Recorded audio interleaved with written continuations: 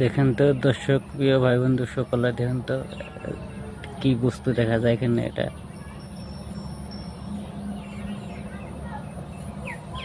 আপনাদের মনে কি মনে হয়, কি মনে হয়? একটা কমেন্ট করবেন তো, একটা কমেন্ট করে দেখাই দিবেন,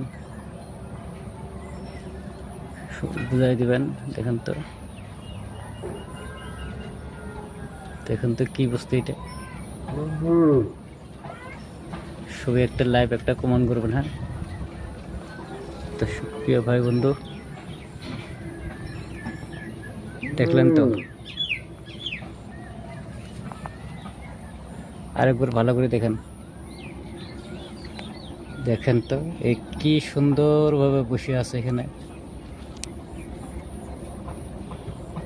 দেখতে পাচ্ছেন?